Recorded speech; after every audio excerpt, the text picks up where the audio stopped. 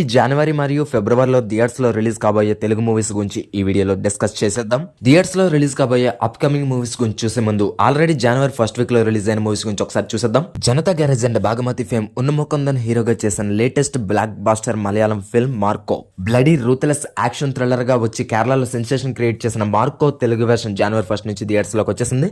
Latest Hollywood action thriller movie Kraven the hunter Telugu version కూడా ఈ జనవరి ఫస్ట్ నే థియేటర్స్ లోకి వచ్చేసింది. India's most sensational director SS Rajamouli combination లో నితిన్ అండ్ జెనీలియా హీరో హీరోయిన్లుగా చేసిన స్పోర్ట్స్ డ్రామా సాయి ఆడియన్స్ కోరిక మేరకు ఈ సినిమా ఈ జనవరి ఫస్ట్ న థియేటర్స్ లో మళ్ళీ రిలీజ్ అయ్యింది. ఈ 2025 సంవత్సరంలో తొలి తెలుగు సినిమాగా థియేటర్స్ లోకి వచ్చేసిన cinema dream catcher. Psychological thriller గా తెరకెక్కని ఈ సినిమా ఈ జనవరి 3నే థియేటర్స్ లోకి వచ్చేసింది. సూపర్ స్టార్ కృష్ణ గారు ఇంపార్టెంట్ రోల్ లో చివరిగా చేసిన సినిమా ప్రేమ చరిత్ర కృష్ణ విజయం. ఈ సినిమా కూడా ఈ జనవరి 3నే మన ముందుకు వచ్చేసింది.